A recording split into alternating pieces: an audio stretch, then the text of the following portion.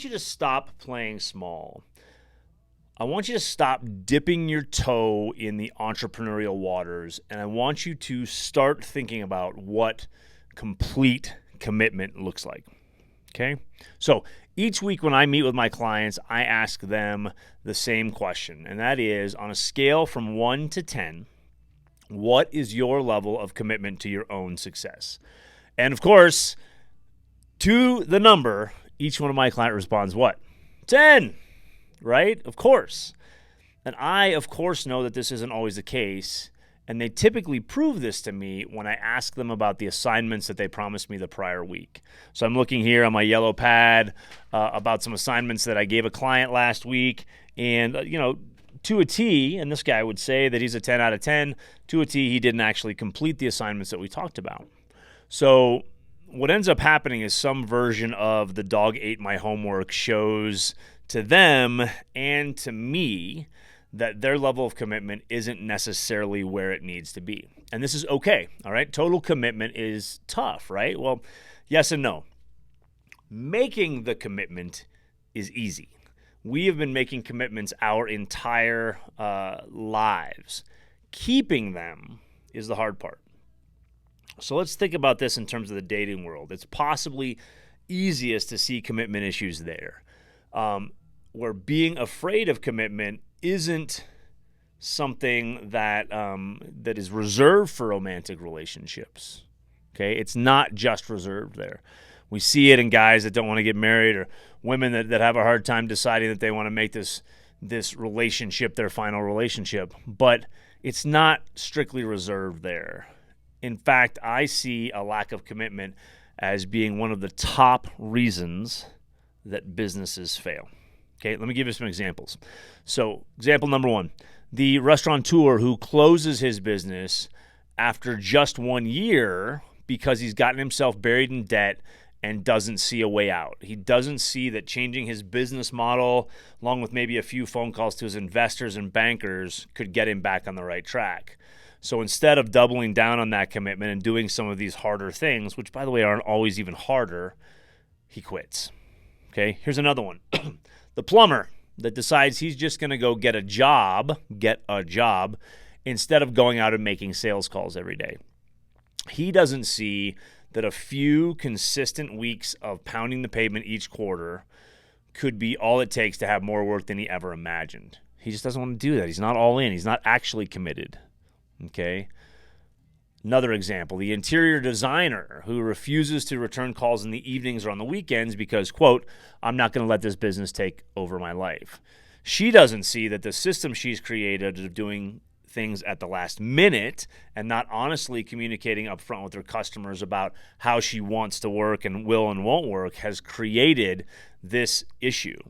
And that a few small changes could be taken to get her back on track to the life that she's always imagined. So there's a big difference between being involved and committed, right? Like, I like this quote. I don't even know where it came from. But there's a big difference between involvement and commitment. And here's the difference. It's like ham and eggs. The chicken is involved. The pig is committed. And again, I don't know that that's necessarily the perfect analogy for this, because we don't want, someone to go all the way into death into what they're doing. But I think it illustrates the fact that oftentimes we have a long ways or a lot of ways to go in our commitment. So why are we afraid, and why are we so commitment phobic? What can we do about it? Here are some reasons that I think that we're so afraid of commitment. Number one, we are afraid of commitment because we feel vulnerable. And vulnerability is scary. The idea that there is a possibility of being attacked or harmed or looking like we don't know what we're doing is sometimes just more than we can bear. So the desire to be perceived as someone who has all the answers, or has their poop in a scoop, as my friend Tommy says, is super strong, and our pride often keeps us falling back into the life we were trying to get away from because it's easy and it doesn't require us to be vulnerable. The second reason that I think we're so afraid of commitment is that we believe there is something better, quote unquote, better out there. Now, we're not picky. We're actually scared, okay? We're scared that this commitment will take away the possibility of some other awesome thing, Okay, somewhere in our past, someone, or more likely like some motivational poster, told us that to settle was to fail. So we're constantly in this pursuit of something better, and that pursuit keeps us from finding joy and purpose in that thing that's right in front of us. So the second reason we're so afraid of commitment is that we believe there's something better out there. The third reason that we're so afraid of commitment is we have unrealistic expectations, okay?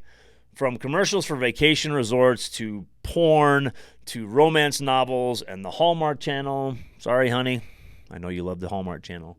We are constantly barraged with a false sense of reality. Okay, if you don't believe me, just go to a nudist resort. Trust me, it's not all Barbies and Kens playing pool and volleyball. Okay, we have this idea that it's going to be better than we thought it was going to be. And we see our neighbors driving fancy cars, and we automatically believe that they must be more successful than we are, when in truth, it might be that maybe they're just in debt up to their eyeballs, or they have a trust fund that takes care of their expenses, okay? So we have unrealistic expectations, and that is something that makes us afraid of commitment because we're afraid we're not going to be able to get to that level. Fourth reason that we are often afraid of commitment is that we convince ourselves that we can, quote unquote, do it later. We're constantly trying to tell ourselves that we aren't ready, we don't have enough experience, or maybe later is a better time for this. And we believe that a requirement for commitment is that we are 100% ready. And until that point comes, which, by the way, it never does, then we shouldn't act because we don't want to fail. Our mantra ends up being ready, aim, aim, aim, aim, and we never pull the trigger and fire. Fourth reason we're afraid of commitment is we're convincing ourselves that we can do it later. The fifth reason that we're afraid of commitment is we are stuck and we feel trapped, okay? We believe that we need to feel good in order to make a strong commitment. We say things like, man, if I could just get this next order out, then I'll be able to start doing sales calls. Or I'm just in a rut. As soon as this goes away, then I'll be able to move forward with my expansion plans. This feeling of being trapped and stuck makes it hard for us to even think about the next step. Sixth reason that we're maybe afraid of commitment is that we're letting the past predict the future. Excuse me. Somehow, we still remember the sting of that one time somebody said no to us, and we never, ever, ever want to feel that way again, okay? Experiences work like touching a hot stove or a hot burner. We get burned enough times, and we become conditioned to stop even going near the oven. We believe that we haven't learned from our experiences or improved our odds of success, and that it will, quote, always go this way for me. So those are 6 reasons we're so afraid of commitment. Number 1, we feel vulnerable. Number 2, we believe there's something better out there. Number 3, we have unrealistic expectations. Number 4, we convince ourselves that we can, quote, do it later. Number 5, we're stuck and we feel trapped. And number 6, we're letting the past predict the future. Okay, so what can we do about this fear of overcommitment or of commitment, not even overcommitment? And how can we begin moving into a commitment-like state and stop playing small? Here's a few ways that I've found that my clients and myself have really been able to stop playing small. Number 1, be authentic. Okay? Stop pretending that you're something other than what you really, truly are. At the end of the day, the people in our lives see through all of that bullshit anyways. Okay? Now, we don't want anything more in life than to be ourselves. That's what we want. Okay? That's a feeling we're all chasing, that simple, awesome joy that comes from not having to pretend to be something we're not. And we call that feeling authenticity. That feeling will help you align your actual goals with your actual self. And you'll be much more likely to commit to them knowing that their achievement is a validation of your one true self. So the first thing we can do to stop playing small is be authentic. The second is to think both and instead of thinking either or. Okay? Life isn't like the candy aisle where we're 8 years old and we're told we can only pick one candy bar, right? We're standing there in front of it, and I like a Milky Way, or I also like Milk Duds. I also like Skittles. I also like Mike and Ike's. Okay? But when we were a kid, we were told we could only pick one candy bar. Okay? But life isn't like that. Life is unlimited. And we can make both and decisions all the time. We can have the Milk Duds and the Skittles if we'd like. Okay? We need to take the pressure off the perfect choice and realize that it's just a choice. Okay? So ironically, knowing that we can make other choices later helps us make one choice now. Okay? So we pick the one and know that we can always go back and pick one later. We pull the Milk Duds off the shelf knowing that the next time we can have the Skittles. Second way to stop playing small is to think both and instead of either or. The third, lower your expectations. Now, I know as a coach, I know this sounds like the worst possible advice in the world, but it's maybe the best advice I can give to help you tackle your commitments. So we've always been taught to think big, and I think that's a problem, okay?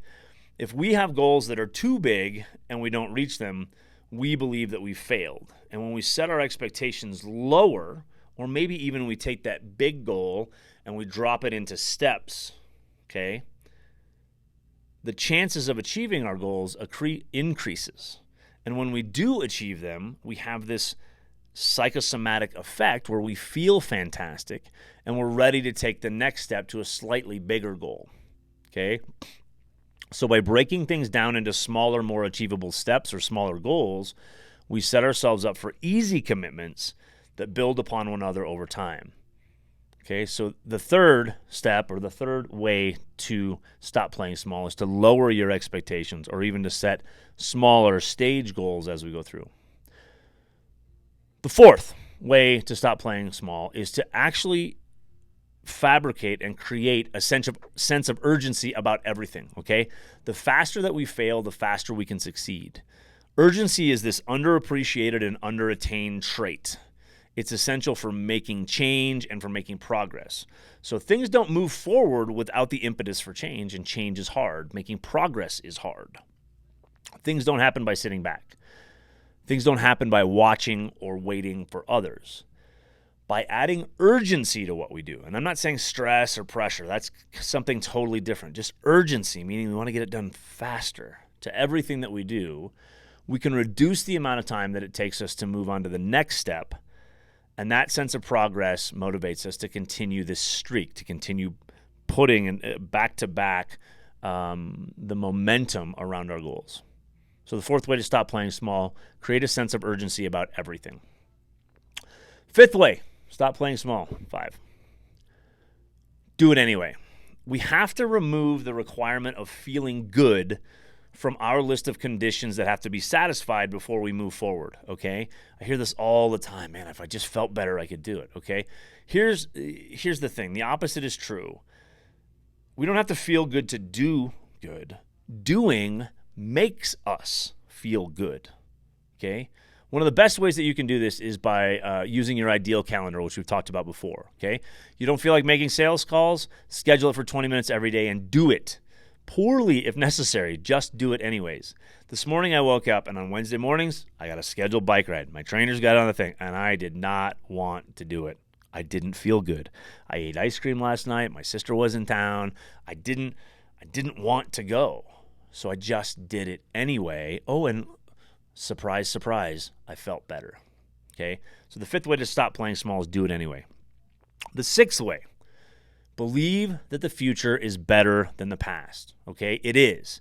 Ask any 50-year-old, and they'll tell you that your 30s are better than your 20s, and your 40s were even better yet, okay? So sure, there's a few things we wish we could do over and over again. We could live over again. Hello, gap year after college or after even high school. I wish I would have done that. But overall, things generally get better over time, and generally, we create a future that's better than the past, and you need to use this to your advantage. Okay, so instead of being afraid of the past, understand that we've learned these lessons and we can make the future better. So that's number 6 way to stop playing small. Believe that the future is better than the past. The 7th way, and this comes from I joined a group in the Catholic Church called the Knights of Columbus, and you don't need to know everything about the Knights of Columbus.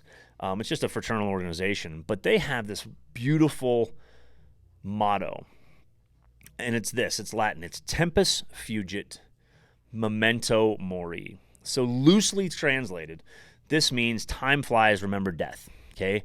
So by believing this and focusing on the fact that now is the time to do the things that matter, our commitments deepen.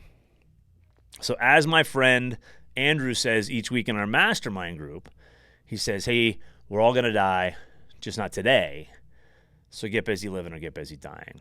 So the seventh way is time flies, remember death. Tempus fugit, memento mori. So 7 ways, again, recap, that we can stop playing small. Number 1, be authentic.